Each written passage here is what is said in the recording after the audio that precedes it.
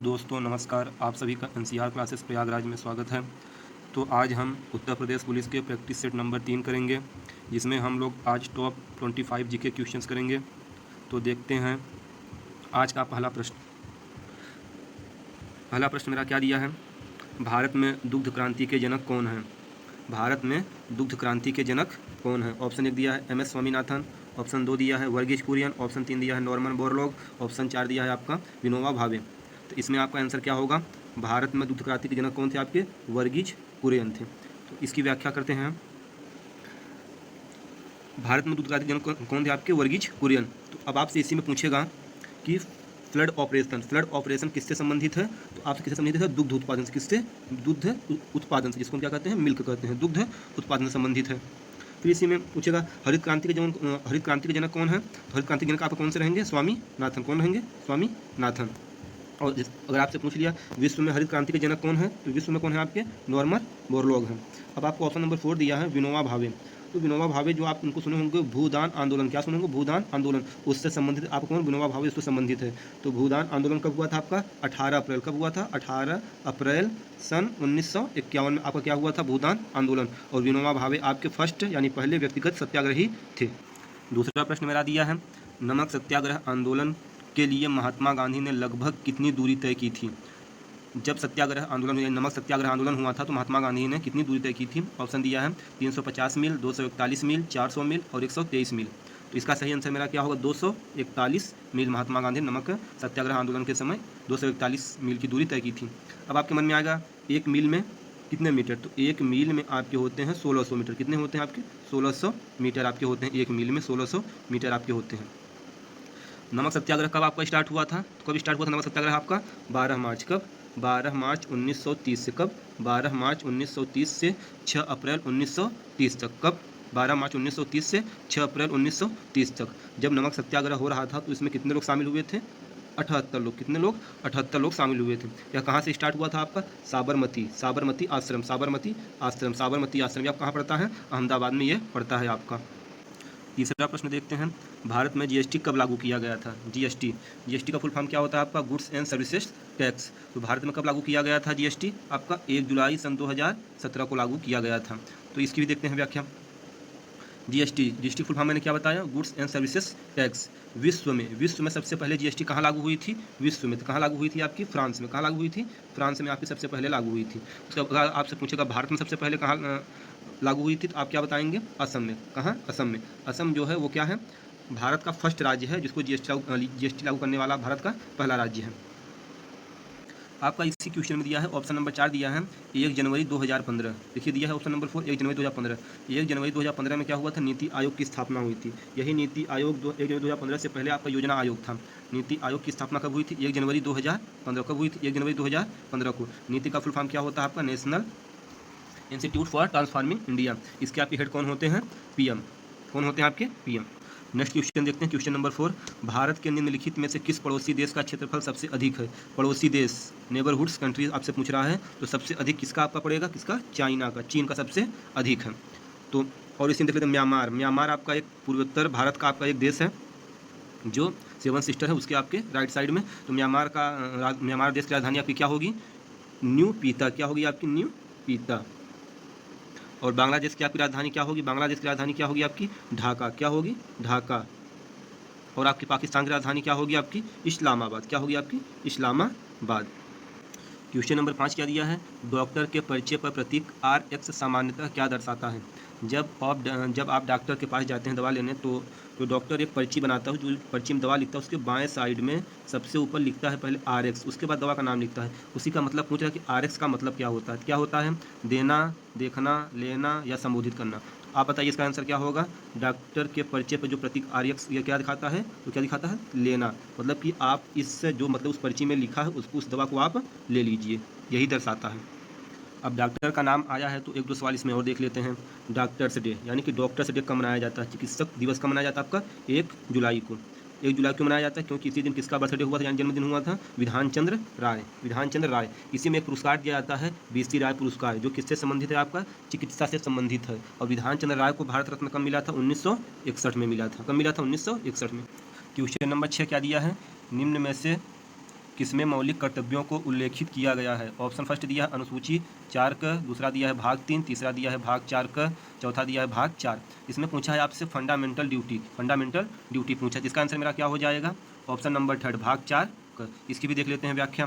तो अनुसूची 4 का जो कुछ नहीं है, भाग 3 में आपका क्या है? मौलिक अधिकार जिसको हम क्या बोलते हैं? Fundamental right. क्या बोलते हैं? Fundamental right. ये कहाँ से कहाँ तक है आपका अनुच्छेद? 12 से 35 तक। कहाँ तक है? 12 से 35 तक आपका ये है। अब देखते हैं, ये ऑप्शन नंबर 4 दिया है भाग 4 में आपका क्या है? DPSP, directive principle of state policy, जिसको हिंदी में क्या कहते हैं? राज्य के नीति निर्देशक तत्व। अनुच्छेद कहाँ से कहाँ तक है? 36 से 51 तक। कहाँ से है? 36 से 51 तक है। 36 से 51 तक आपका है। और ये आपको DPSP आपको कहाँ से लिया गया था? DPSP कहाँ से लिया गया था? तो आयरलैंड के संविधान से लिया गया था। क्वेश्चन नंबर 7 क्या दिया है? भारत छोड़ो आंदोलन कब प्रारंभ किया गया था? ये पिछली क्लास में सवाल हुआ था, इसको एक बार फिर से देख लेते हैं। तो भारत छोड़ो आंदोलन कब हुआ था आपका? 1942 में। 1942 में। इसी आंदोलन में महात्मा गांधी ने किसका नारा दिया था? करो या मरो का नारा दिया। किसने दिया था? महात्मा गांधी ने दिया था। क्वेश्चन नंबर 8 में क्या दिया है? 10 अक्टूबर 2022 को मुलायम सिंह यादव का निधन हो गया। वे थे, मतलब आपसे पूछ रहा है कि मुलायम सिंह यादव क्या थे? चिकित्सक थे, अभिनेता थे, खिलाड़ी थे या फिर राजनेता थे? तो कौन थे आपके? राजनेता थे। कौन थे आपके? राजनेता थे। मुलायम सिंह यादव आपके किस पार्टी से? सपा जानते हैं ना, समाजवादी पार्टी। इसका चुनाव चिन्ह क्या है आपका? वही साइकिल। क्या है? साइकिल। क्या है आपका चुनाव चिन्ह? इसका साइकिल है। अभी हाल ही में मुलायम सिंह यादव को मरणोपरांत क्या मिला है? पद्म विभूषण। क्या मिला है? पद्म विभूषण, जो भारत का सेकेंड यानी दूसरा सबसे सर्वोच्च सम्मान है। और मुलायम सिंह यादव उत्तर प्रदेश के 3 बार मुख्यमंत्री रह चुके हैं। नेक्स्ट क्वेश्चन क्या दिया है आपका? क्वेश्चन नंबर 9, प्रतिवर्ष अंतर्राष्ट्रीय शिक्षक दिवस कब मनाया जाता है? ऑप्शन फर्स्ट दिया है 22 दिसंबर, सेकंड दिया है 16 जनवरी, थर्ड दिया है 5 सितंबर, फिर दिया है फोर्थ आपका 5 अक्टूबर। तो इसका मेरा राइट आंसर क्या होगा? अंतर्राष्ट्रीय शिक्षक दिवस। इसमें क्या पूछ रहा है? अंतर्राष्ट्रीय शिक्षक दिवस। तो कब मनाया जाता है आपका? यानी विश्व में पूछ रहा है, तो इसका आंसर होगा 5 अक्टूबर होगा। अगर पूछेगा आपका राष्ट्रीय शिक्षक दिवस कब मनाया जाता है, तो फिर 5 सितंबर। और ऑप्शन फर्स्ट आपको देखते हैं दिया है 22 दिसंबर यानी 22 दिसंबर। क्या मनाया जाता है? गणित दिवस। कौन सा? मैथमेटिक्स डे, गणित दिवस मनाया जाता है आपका कब? 22 दिसंबर को। और फिर दिया 16 जनवरी क्या मनाया जाता है? National startup day. क्या? नेशनल स्टार्टअप डे आपका मनाया जाता है कब? 16 जनवरी को। नेक्स्ट क्वेश्चन क्या दिया है? क्वेश्चन नंबर 10, लखनऊ किस नदी के किनारे स्थित है? लखनऊ यानी उत्तर प्रदेश की राजधानी लखनऊ क्या पूछ रहा है कि किस नदी के किनारे है? तो ऑप्शन दिया है गंगा, यमुना, गोमती, कावेरी। इसका आंसर क्या होगा? गोमती। क्या होगा आपका? गोमती। गंगा नदी की कुल लंबाई कितनी है आपकी? 2525 किलोमीटर। कितनी है? 2525 किलोमीटर। अब यमुना को देख लेते हैं, जो आपका दिल्ली जानते हैं ना, दिल्ली भारत की राजधानी क्या है? दिल्ली। जो आप भारत की राजधानी आपकी है दिल्ली, वो दिल्ली किस नदी के किनारे बसा है आपका? यमुना नदी के किनारे। किस नदी के किनारे आपका? यमुना नदी के किनारे बसा हुआ है। नेक्स्ट क्वेश्चन दिया है अमृत महोत्सव कब शुरू हुआ था? अमृत महोत्सव, वही आज़ादी अमृत महोत्सव पूछ रहा है आपसे, कब स्टार्ट हुआ था? तो ऑप्शन दिया है आपका 2 अक्टूबर 2014, 12 मार्च 2021, 13 अगस्त 2022, 24 अप्रैल 2022। तो आपको जो वही अमृत महोत्सव कब स्टार्ट हुआ था आपका? 12 मार्च 2021 को स्टार्ट हुआ था।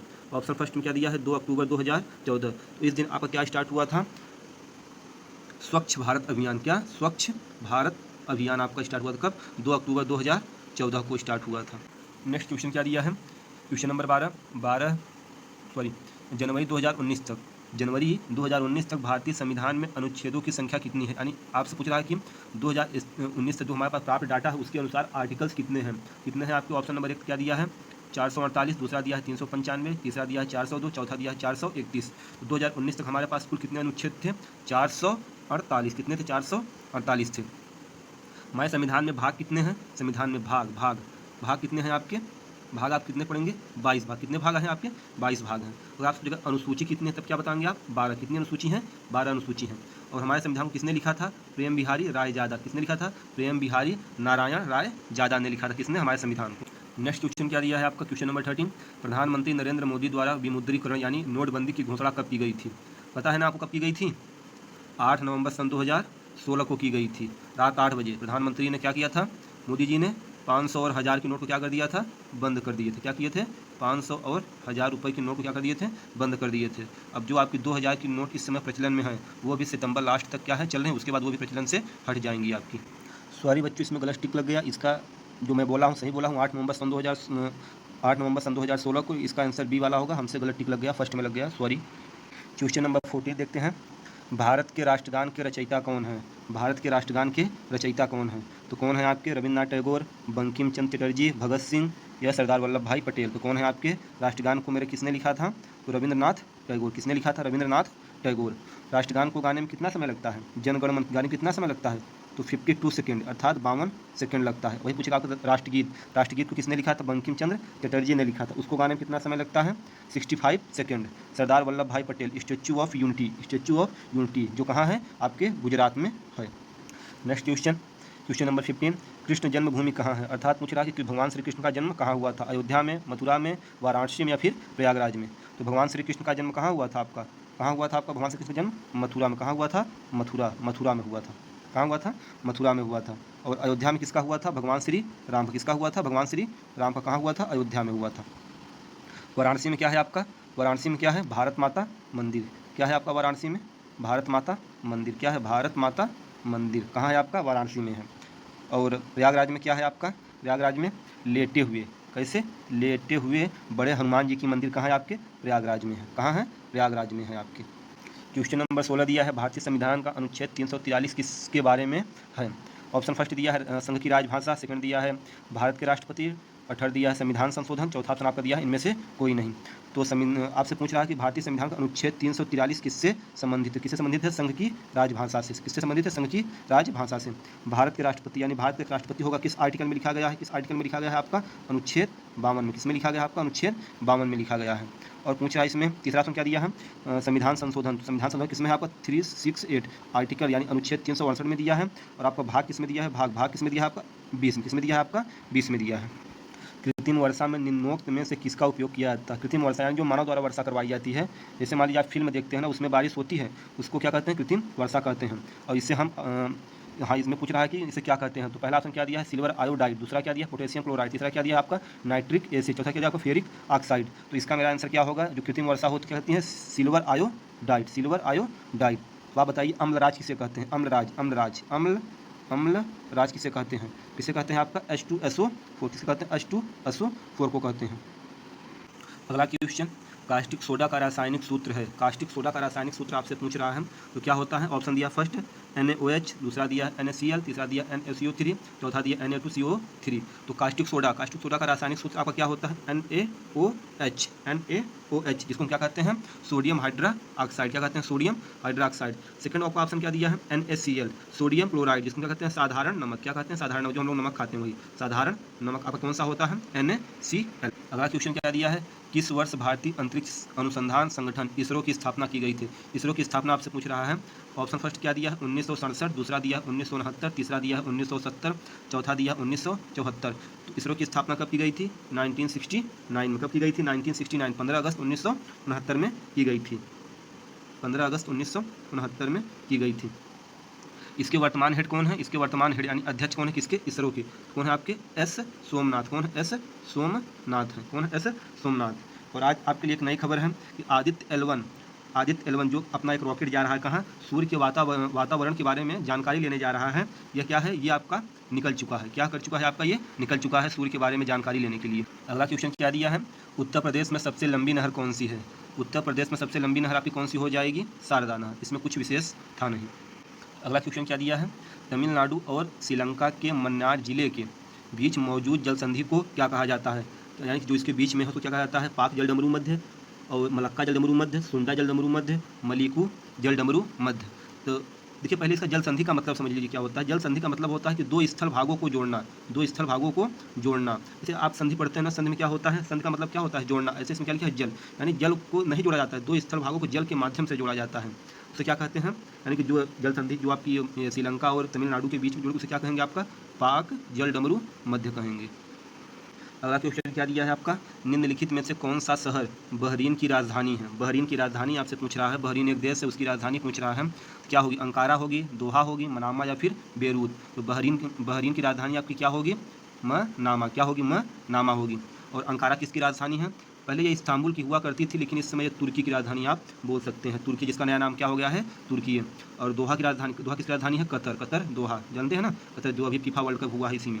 बेरूत किसकी राजधानी है आपकी? बेरूत किसकी है आपकी? लेबनान। किसकी है आपकी? लेबनान। किसकी है? लेबनान की राजधानी क्या है? बेरूत है। अगला क्वेश्चन क्या दिया है? लावड़ी किस भारतीय राज्य का प्रसिद्ध लोक नृत्य है? लोक नृत्य बोले तो फोक डांस। फोक डांस आपसे पूछ रहा है, यानी लावड़ी कहाँ का है आपका, ये आपसे पूछ रहा है कहाँ का है, उत्तर प्रदेश का, महाराष्ट्र का, सिक्किम का या फिर तमिलनाडु का। लावड़ी आपका कहाँ का है, महाराष्ट्र। कहाँ का है आपका, महाराष्ट्र का है। ऐसे ही हम लोग देख लेते हैं उत्तर प्रदेश का क्या है, तो उत्तर प्रदेश का आपका रासलीला। क्या है आपका, रासलीला। रासलीला आपका है। और रासलीला हो गया आपका, नौटंकी हो, क्या हो गया, नौटंकी हो गया आपका। और क्या होगा आपका, कजरी। क्या हो गया आपका, कजरी। ये सब कहाँ के हैं, अपने उत्तर प्रदेश के हैं। और ऐसे देख लेते हैं हम लोग इसका सिक्किम का देख लेते हैं, किसका, सिक्किम का देख लेते हैं। तो सिक्किम का आपका क्या हो जाएगा, चू फाट। क्या हो जाएगा, चू फाट। इसका सिक्किम का ये क्या है आपका, लोक नृत्य है। ऐसे ही हम लोग देख लेते हैं किसका, तमिलनाडु का। तमिलनाडु का आपका क्या हो जाएगा, कुम्मी। क्या हो जाएगा, कुम्मी।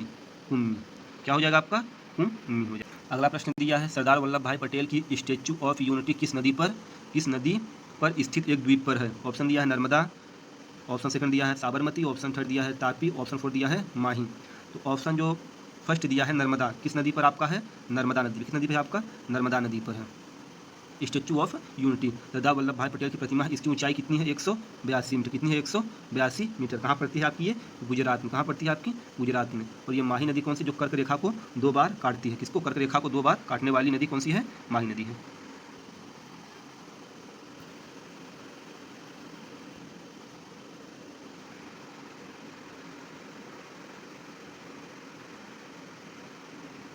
क्वेश्चन नंबर 25 आज का आखिरी प्रश्न है, निम्नलिखित भारतीय राज्यों में से किसमें से कर्क रेखा नहीं गुजरती है? यानी कर्क रेखा किस राज्य से होकर नहीं जाती है?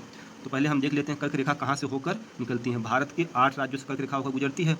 ठीक है, तो हम देखते हैं कहाँ कहाँ से।